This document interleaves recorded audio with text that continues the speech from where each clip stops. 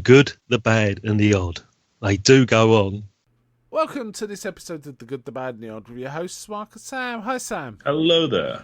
Right, so this was a free pick, your free pick. Was my one a disastrous Supergirl, or am I still traumatised and that was months ago? I can't remember. Anyway, this was your pick. Yeah, that might have been before Christmas. So this is my pick, because I've been playing a lot of Helldivers recently, because it just came out, and I've been told it's very Starship Troopers. So I decided to watch Starship Troopers. So, I have to say, Helldivers 2, I kind of wanted to give it a go, but it doesn't. I really like playing with a controller. It doesn't work properly with a controller, so it does. It does it? Okay, yeah, on Steam it says it's partial, and you never know quite what that means. So if that's, I can use the keyboard to type stuff in and read. Yeah. But I can play with it. All right. Well, in that case, because it's a Sony game, so it's configured for like a PlayStation 5 controller. Oh, okay. All right then. I'll double check that. I'll put it on my wish list, and when it goes on sale, I'll probably get it. Anyway, yeah. So I have to say, I thought as soon as you mentioned Helldivers 2, it kind of rang a bell with me because I noticed the trailers, so I went and looked at the trailers again, and they are very much straight out of the Starship Troopers kind of school of.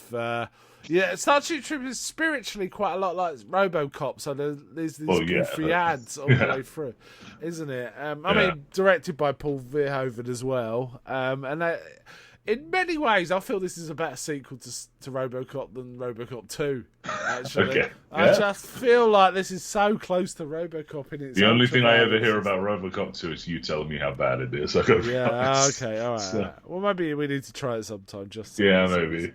It is a proper step down. Anyway, it's not Highlander 2 bad. Let's put it that way. Okay, all right. So Starship Troopers, made in 1997, directed by Paul Verhoeven, who we've covered before on I'm sure we've done RoboCop. We did RoboCop, yeah. I'm trying to think if we've done. Did we ever do Showgirls? No. Oh, that's a Verhoeven one that's unbelievable, frankly. Yeah, I've heard terrible things about it. Oh, it's definitely worth watching. Carl McLaughlin's in it. For one thing. Yeah, but Paul Verhoeven, this is based on a Heinlein novel from the late 50s, where Heinlein was all about, he believed that his message of citizenry, which comes through in the film, is quite central to that book of, how people need to show they're willing to sacrifice themselves to support their country, which grants them citizenship. And there's threads in it like corporal punishment is a big thing in it.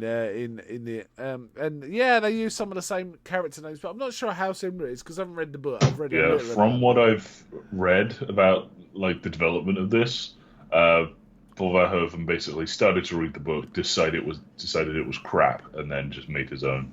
Oh, okay. Yeah, okay. But I think the character names like Rico and so on, the kind of South American sounding names are throughout the book. All of the characters have got to sound like they're from South America, don't they? There's, I'm trying to think, Dizzy. It's Carmen Dizzy, there's Mendez Rico, Carmen Ibanez. Yeah. Dizzy Flores. Yeah, Johnny Rico, and so on. But weirdly, they are all American. They're all white, blonde. And we also have. I have to mention some of the other people in this. Jake Busey was kind of cool to see. Yeah, the entire time I was like, "Is that Gary Busey?" I'm not his brain isn't tweeting. And then I looked at it, it's his son. So. I tell you what, Jake Busey's pretty good too. He's good in his own right. It's not just a sort of a shadow of Gary Busey. He's got his own thing going on. Neil Patrick Harris, of course. Yeah. There's Carl Jenkins, the only sort of one that has a name that sounds more North American, South American, and so on. But we also get Clancy Brown, we get Michael Ironside. Yeah, Clancy Brown and Michael Ironside as two awesome older soldiers. Awesome all the time, yeah. All right then. So essentially, it's set in the 23rd century, and the whole Earth has got one government now, isn't it? Rather than being countries. So it's called the United Citizen Federation. Just referred to as the Federation. But Yeah, basically, you're a civilian, but you're not actually a citizen until you've proven your worth through some method. Apparently, in the Yeah. books, there's more than just military service, Oh yeah, there's but in the probably film, all that sorts of it's ways. just military service. Yeah. So, Yeah, I'm sure. So essentially, this is like an autocracy that, after democracy has failed. yeah, I like the phrase, after democracy and social scientists brought civilization to the brink of ruin. yeah. Wow, That's the whole lesson at the start that's Ironside's going through. Yeah, it's and he asked them to explain what the difference between a civilian and a citizen is, and it's basically showed that you were willing to sacrifice yourself for your country, in the service of your country, and that, which means you can vote and probably got other, get better jobs or something. I don't really know. Yeah, They they do establish a few kind of horrifying things, whereas apparently citizens have more easy access to having kids. Apparently, you need a license for that. Right. You need a license. A couple of to the have soldiers kids. are there because they want to get citizenship so that they can more easily have kids in the future. Yeah, So, yeah. And apparently, can't engage in any politics at all unless you're a citizen. okay, and they're fighting what they call arachnids, but also bugs. This sort of insectile race, which I have to say, first time I watched this film, I thought, what's going to happen here is the government are kind of making these insects a fall guy, but they're actually bombarding. A bit like 1984, they were actually bombarding their own cities to keep them in a state of war. That may well still be the case. It may be, but from what we see, it appears there's intelligent bugs, and we also see meteors coming out of the planet of the bugs going towards Earth. So it could still. It feels like weird that insects could do a intergalactic battle with another race. That just seems weird. I know they populate other planets by sporing. I reckon that's it's 100% all right. a false flag. You do. You think? Yeah. Well, it's interesting because they're called. I have to say they're called the Roughnecks, aren't they? And there was a CGI TV series which was okay with Johnny Rico called. I think it was called Roughnecks, but there's been several sequels to this film, none of which I've seen, but I have seen that animated show. Also, I believe there's a Starship Troopers game as well. There's a few. Yeah. There's a few. I know there's like a over-the-top strategy one. There's a couple of first-person shooters. So this created a franchise, basically, right?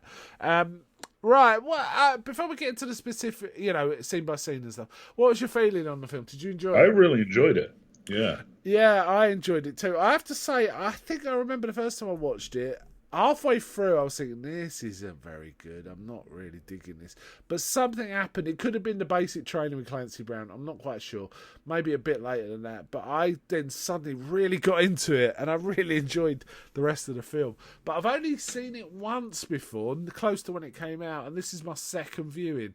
And honestly, it's very memorable. I remember the line. I think I sometimes quote the line, "Do you want to live forever, you apes?" Which is from right at the end, isn't it? Now, weirdly, I remember Clancy Brown saying that, but it's Rico, isn't it? So I misremembered. Yeah, he says it, and he's quoting Michael Ironside. Oh, Michael Ironside earlier in the film. Okay, yeah. All right, so we both kind of enjoyed it. We see it. It's meant to be a satire, and the ads make it the satire, right? But the actual it's kind of the regular guys stuff. I feel like is just an action movie. A lot of the stuff they say about their society is fucked up. Oh it's horrifying. But basically, the main the general... it's Independence Day or something, isn't it? Right? It's not.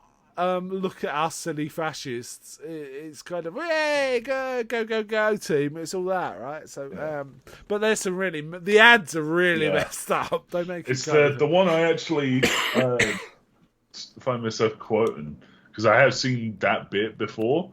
Is the brain bugs? Frankly, I find the idea of a bug that can think offensive.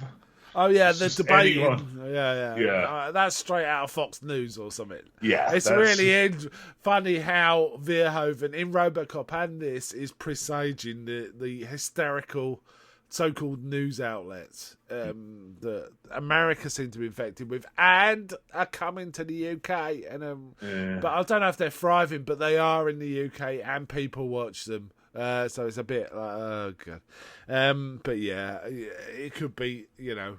I mean, we've had it with the newspapers, and now we're getting it in the TV, right? So yeah. Okay. Anyway, right. Enough of that. On a more light note, mass slaughter of bugs. Mass slaughter of bugs. Yeah, so it starts with a classroom where we have Johnny Rico, Carmen Ibanez, his girlfriend, it feels Denise like the Richards. Third of this is a high school drama. Yeah, that's the It's bit like- I didn't enjoy. You know, I like the It got to the outside bit with the scene. prom, and me and my friends who were watching it all together were like, "What the fuck are the bugs?" Yeah, like yeah. we saw them for like 2 seconds at the start, and that Yeah. was in media res. So Yeah. So, basically, their friend who's part psychic, Carl Jenkins, who demonstrates, is Neil Patrick Harris, playing it very straight, I have to say.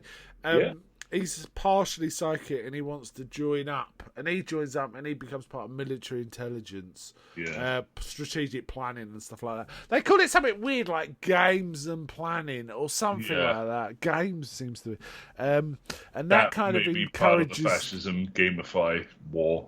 So yeah. And Carmen wants to be a pilot. The girlfriend of Johnny, and then we've also got Dizzy, who obviously has a bit of the hots for Johnny Rico, but he's not expressing it.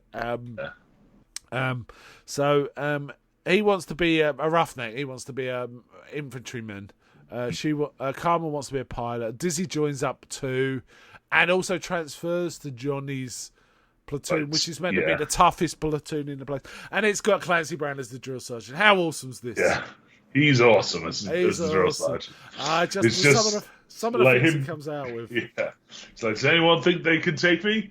Like, yes, I think I do. And he just immediately snaps the guy's arm. He's like, medic! And then when Kerman turns up for a challenge, what makes you think you're fit enough squad? She immediately takes the jacket off and squares up to him.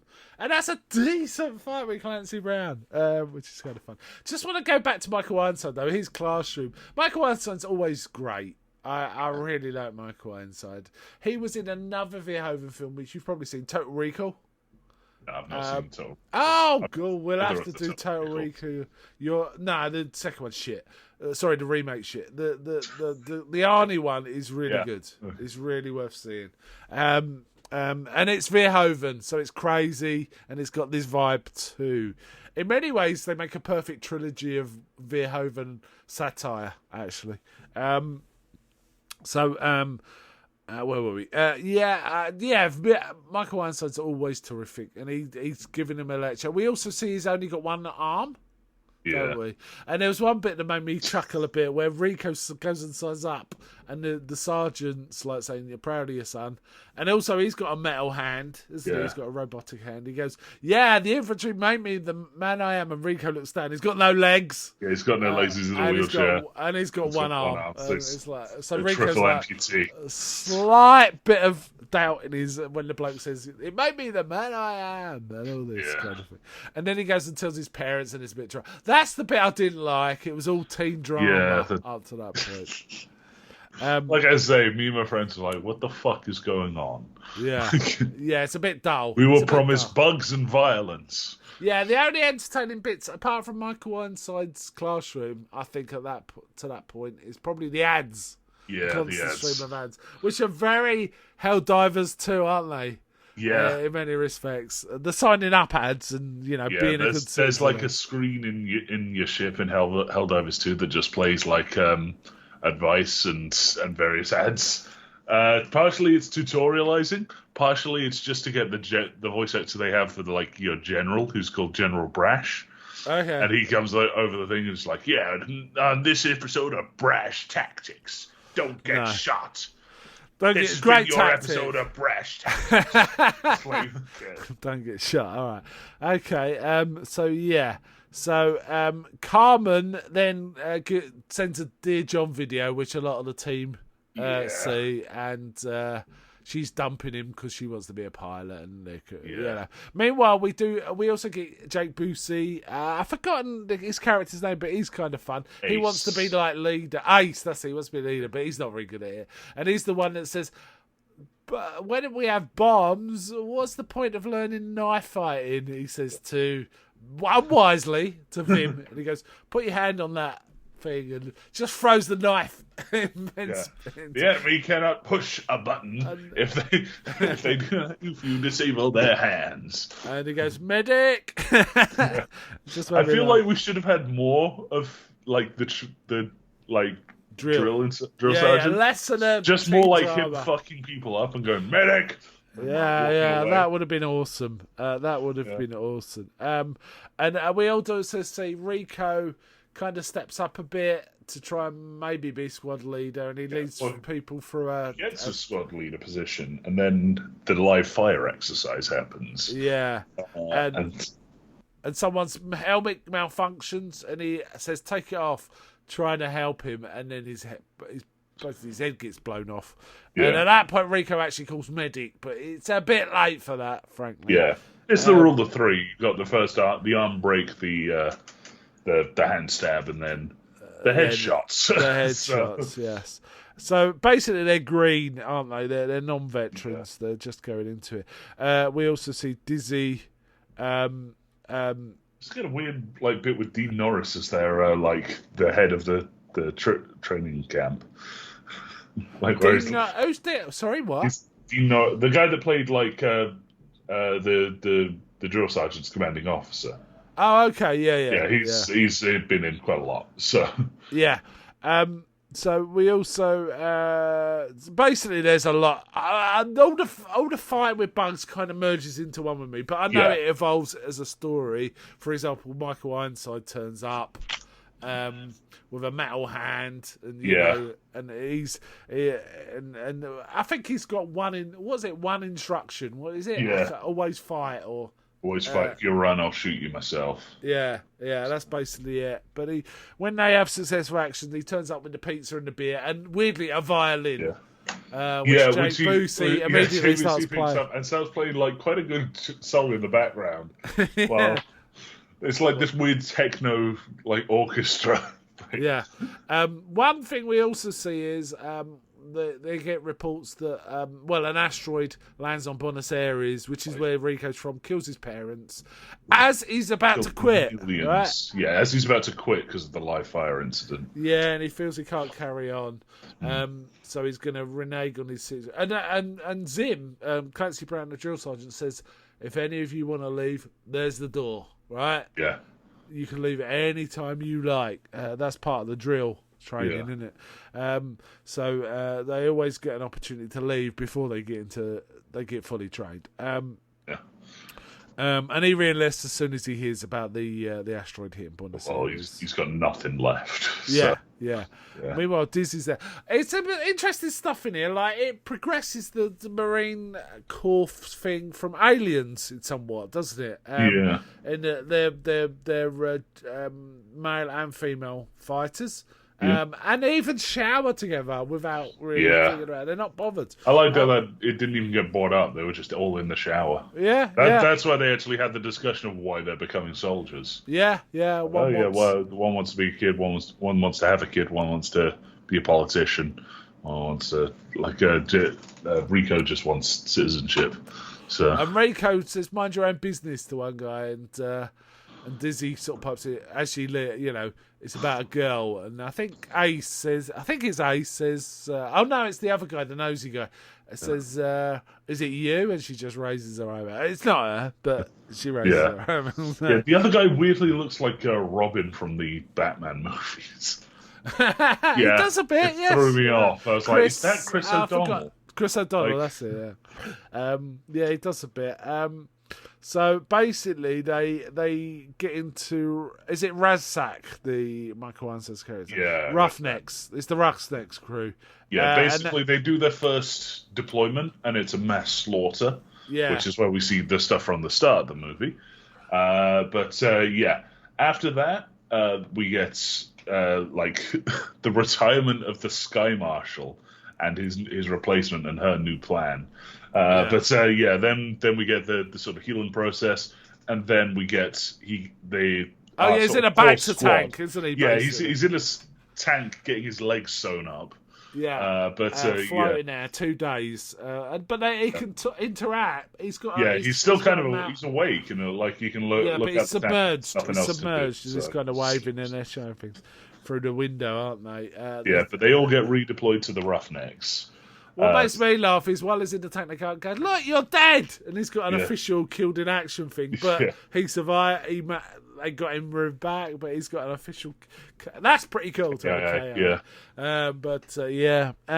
So it kind of reminds me of when the Vietnam vets, when they've been read the last. Some of them survived, but they were read their last rites. They were blessed with the last. What's it called? Burial, whatever it is, the Catholic thing. So it reminded me of that. So they redeploy with the Roughnecks. What did you think of the CG in this and the bugs and all that? The ship CG was, to be frank, atrocious. The bug CG was great. Was great when they were in their planets, wasn't it? Apart from there was occasional things when they're coming over the hill where it had that weightless quality. Yeah, I've had that. But I guess that's kind of the point, because it's just like a sea of bugs. Tides. But I also found that weirdly, right at the, I don't want to go into the ending yet, but there's a bit where they've caught a giant bug and had it in a lab. That was terrible looking CG as well. But it looked great when that bug looked great when it was on the planet. So it was a bit weird how it wasn't quite matching up in different environments. But the planet stuff was all really good, I thought. I quite liked the bug design as well. It was kind of all the different bugs. So like you got the tank bug, you got the regular sort of soldier and the flying variant, and then the brain bug, which shows up later, and it's frankly offensive to that one guy. But a tanker bug that spews basically napalm. Yeah, melts guys. Looks like fire, but it's just acidic. So it's like orange, isn't it? And they just melt when it hits them. We also get quite a cool scene. I think is it Dizzy or is it Rico? It's Rico climbs on the back and like shoots a hole and like slam dunks a grenade into it, and it blows up. But Dizzy actually has another one attack her, but she throws a grenade into its mouth. And blows up its head, right? So they do quite well, but it turns out it was kind of they were bait, really, to capture something, weren't they? But basically, Carmen's gone off with another bloke, and there's a fight with Johnny and the other bloke. Yeah, he's taking a piss out of the infantry, isn't he? Dizzy gets killed in combat. Oh yeah. That was brutal. That was brutal because I'd forgotten that bit, and I wasn't expecting it. So Rico's on his own again, but basically we're seeing as he's going through each battle, he's becoming a seasoned veteran now, isn't he? And a squad leader, and it's basically an action film apart from the ads up to this point. And then we see old. Now military intelligence turn up too with Neil Patrick Harris. They are definitely SS gear. They're SS gear. That is SS gear. That is clearly Nazi based uniforms, isn't it? He does look like Herr Flick or something from, or someone from Indy, right? Indiana Jones movies. And he can sort of read the brain bugs. And I'm not sure. Also, we see Clancy Brown turn back up. And at one point, his drill sergeant, the leader of the drill camp, says, "The only way you're getting back into fighting is you resign," because he's a sergeant. And then later on in the film, that pays off because he says, because he does something mental and wins. And I think one of the sort of instructors says, "Good work, sergeant." Oh no, Rico says good work, sergeant. Rico's the one that says good work, sergeant. And he's like, nah, I'm private. And he's proud of it. He's proud of it too. And it's kind of cool because you're not thinking, but you're feeding into like a fashion trivia as well. Every time something cool happened, I was like, oh man, this is fascist. It's like, it was really cool that the knife came back into play at the end of the film. Yes. But like again, they're just attacking bugs on their home world. So Yeah. We also Big see a deal. bit earlier where a soldier gets carried off by a flying bug, and Michael Hansen says, "Give me a gun, trooper," and he gives him his gun. And instead of shooting the bug, he shoots the bloke in the chest. And then he looks at Rico quite directly and says, "I hope you do the same for me." And then there's a bit where Ironside basically gets half of his he bottom gets half his legs ripped off. So. and he's going to Rico, "Do it," and he does. He shoots him in the chest, shoots him in the heart. I think they should shoot him in the head, frankly, but Yeah, that seems like a very horrible way to die. It's like, oh, now you're bleeding out as well. So yeah, one thing caught me off guard. There's a bit where they're going through the biology. They're doing a biology lesson about the bugs, the arachnids, and I thought, and it was a blind teacher with, and she looked very distinctive and cyberpunky. Or steampunky, I should say. Yeah. Steampunk. That was Rue McClanahan, who plays it's one of the Golden Blanche Girls. from the Golden Girls. It's so weird, because I didn't recognise it, but I kind of recognise the voice, and it's like, oh, that's Rue McClanahan. Wow. That caught me off guard as well, and I don't think I caught that the first time. I wasn't aware. So that was a proper surprise. And also, doesn't the boyfriend of... Oh, basically, there's a whole section where Carmen and her new boyfriend crash land and get surrounded by bugs, and one sticks its proboscis needle thing. Yeah, the into brain top bug. of it and This is the sucks out his climax brain. of the movie. Is Literally Rico, sucks his brain out. Yeah, right? Rico goes off on his own with Ace and like another trooper to try to rescue recover them. Yeah. And they find the brain bug, and he's like, he fully has got it. He knows this is some sort of commander, so he's holding a nuke out as like, you know what this is. You know what this is. As he's he striding does. down the Again, that's like from Aliens, isn't it? The final scene with Ripley holding the fire, flamethrower towards the eggs. It's kind of similar. So the old bloke, it made me laugh that he's absorbing all his knowledge by literally sucking his brain out. That's how he's absorbing the knowledge. And they kind of try and do the same to Carmen, but she chops off the proboscis. Yeah, she the knife, as you mentioned, the knife comes came back to full. Yeah. So yeah, I really like the CG for the brain bug. I thought it was really good. Yeah, that was gross. Sometimes I think, is that a model? It looks too good. At some points, yes, it is. It is a model. Very good model. And they basically capture it. Zim, I think, captures it. I love that they rope it up and drag it out in a net. Drag it out, and it did make me laugh when Neil Patrick actually rocks up and touches the bug, and he's going, "It's afraid." He goes, "No shit, you've just an alien horde has just come into its home and dragged it out into the open. It's afraid." No, I'm shocked. I'm shocked to tell you. Yeah, okay. And then from that, it's like we can beat it because we can read its mind. And then you see an ant showing you what they're doing to it, and basically they're torturing it. Yeah, they're just sort of sticking big needles and drills in it, and it's a bit not rapey, but it's a bit, you're basically bodily destroying this thing. Yeah, in a it's lab. got a very vaginal mouth, and they just shove this drill thing into it, and they put a censored bar over it. Yeah, they do. Yeah, and then the film ends. Kind of glorious, but icky. Yeah. Apparently its original title was Bug Hunt at Outpost 7. That was what they were trying to do. They were actually called it Bug Hunt, so again, reference to Aliens. But then I think they realised it kind of aligned quite a lot to Heinlein's story. So they kind of merged them together, I think, was the whole thing. And they've picked up some of the interesting themes. And the film was criticised heavily when it came out as being a fascist sort of fantasy thing, and Paul Verhoeven was like, it's a satire, but I think it leaned quite a lot into not being satire, actually. Yeah. There's a lot of times where, like I said near the start, it's just an action movie, and then occasionally it'll cut to the fascist trailers, or they'll mention something offhand. It's like, ooh. So I quite enjoyed it. I have to say, I quite enjoyed it for what it was. And Verhoeven always makes a fun film. It had a RoboCop vibe, and if you get to it, you're like Total Recall for much the same thing. You know, there's a lot of fun stuff going on. That's a little more cerebral than this, though, I have to say. It did okay, I think, in the box office, but a lot of critics really didn't like the tone of it at all. In fact, the editorial of the Washington Post said it was a pro-fascist and made and directed and written by Nazis. That's a bit strong. That is a bit strong. Maybe the original book, but well, I think the original book was more. Well, it was right wing, but I wouldn't. Well, I don't know. I haven't read it. I better shut up because I haven't read it.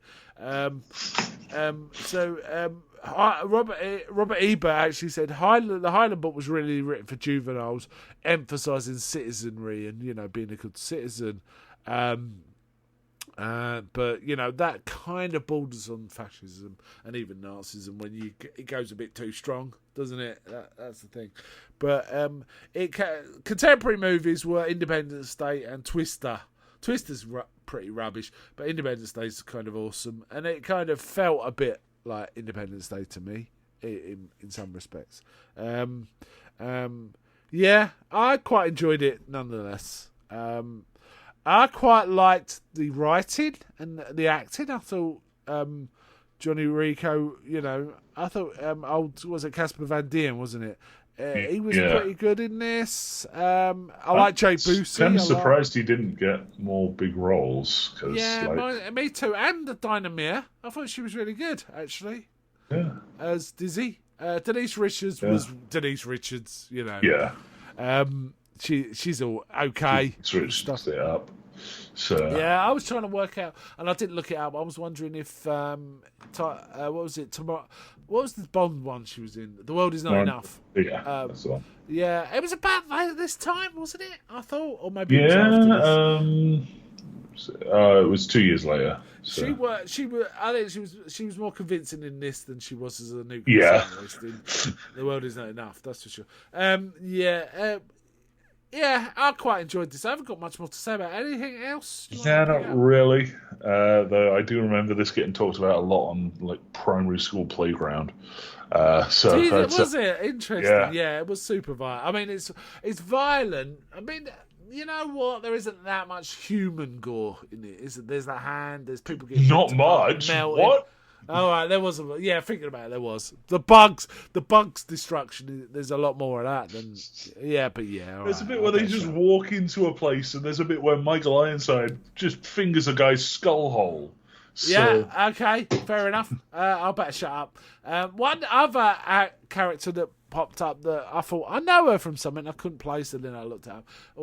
There was when Carmen first starts piloting.